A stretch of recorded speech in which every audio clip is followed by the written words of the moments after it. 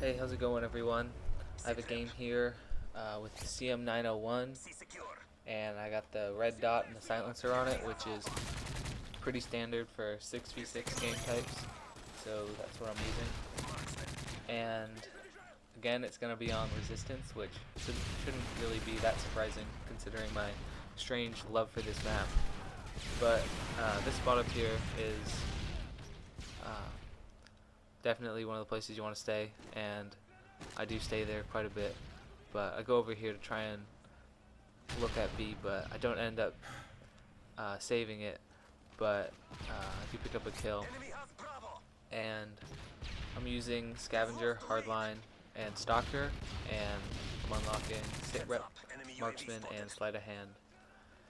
And what I wanted to talk about was map awareness and looking at what flags people have and then knowing spawns according to that.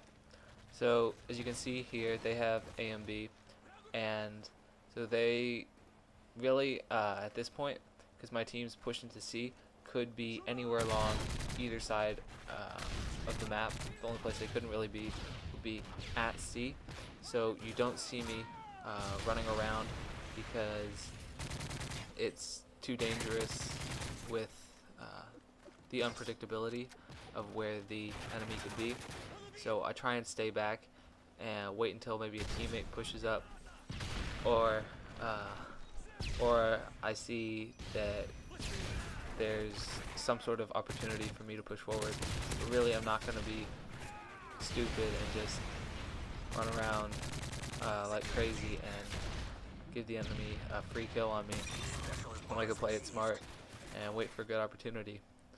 So as you can see here, see the death skull, go pick up that guy, and I want to try and push up these A stairs if I can, just to try and trap them further back, because now that we've capped B, they're going to be spawning up at the top of A, and if I could get up to the top of the stairs, I could probably pick up a couple quick kills. But I choose to go now because I know they cap B, so they're probably over at that side, and I probably have a good chance to get over to the place I'm going right now, which is really good for shooting people in the back, because I go here, I look over, and a lot of the times I can get some sneaky kills. That time my aim was just horrible, so I didn't get him. But I put him on recon, so hopefully my teammates could pick him up. I don't think they do though. But anyway, once I'm here, they're probably gonna either spawn behind B or they're gonna spawn somewhere random, because this is typically where they'd like to have the enemy spawn when they just have B, like is in this back room here. But it looks like they're spawning behind the overhang at B. And I want to get out of that gunfight because the sniper's over there and he has the advantage. It's sometimes alright to take quick looks over there with marksman, but that situation, I like the sniper's odds more than mine, so I put a couple bullets into him, hope to pick up the assist, which I did. And as you can see, I came back here and I'm using marksman, which a lot of people undervalue because they don't actually, when they aren't using it, they don't realize that they're not missing kills because they don't see the enemy, and a lot of the times the enemy won't see them. But if they go into that same situation and they're using marksman, they'll be able to pick up an enemy they wouldn't have seen otherwise. And it's because of that people don't really appreciate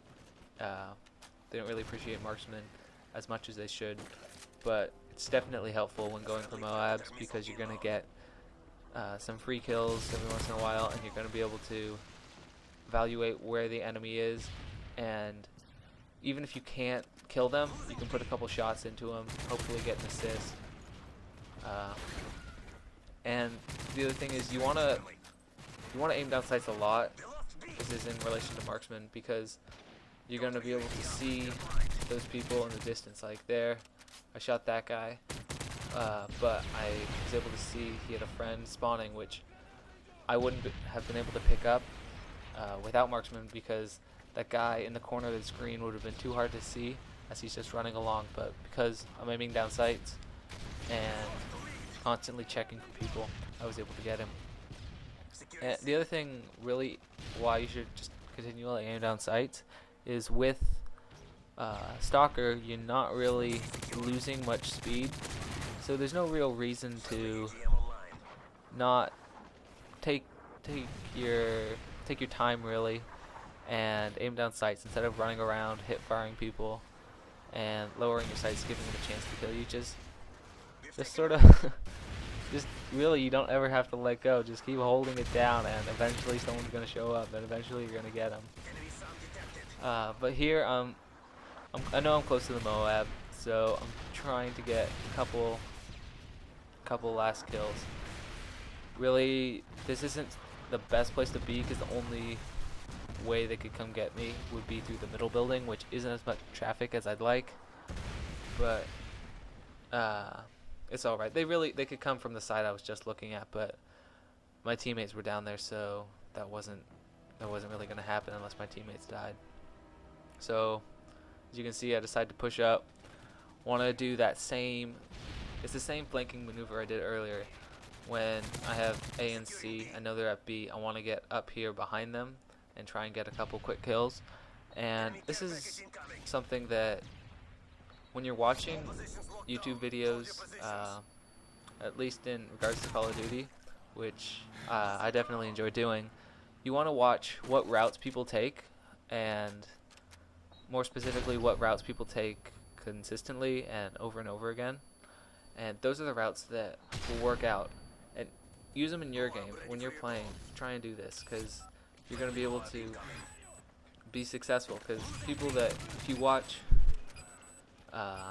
someone with good gameplay and you pay attention to what they do, and even if you don't really understand why they're doing everything, which a lot of people sometimes they won't really say why they're doing certain things because it comes intuitively to them.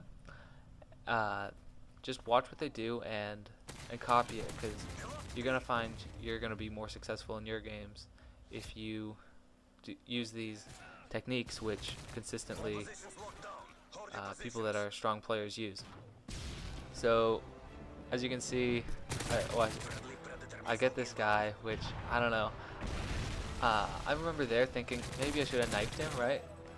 That guy tries to knife me and misses, but I don't know. I don't knife very much, and I don't know if that's a bad thing or not, because a lot of the time knives are unreliable, and if you're in a close range fight, spraying them down works pretty well. But I don't know. Maybe knifing's something that I need to work on, because I never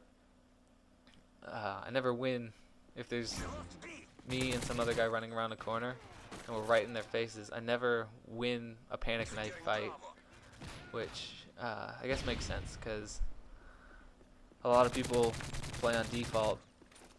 But I still think I should be able to get at least a couple chances at taking people out with my knife.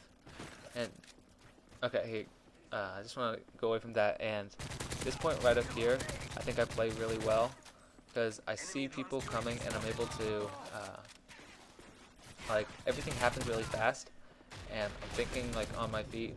I'm looking at the mini map, that's how I got that guy right there, and I'm seeing where the shots are coming, even if they're silenced shots, and looking at the mini map, and I was able to take out 6 guys in just a matter of a couple seconds. And because of that, I was able to preserve my flawless game right here, which I believe I go 44-0.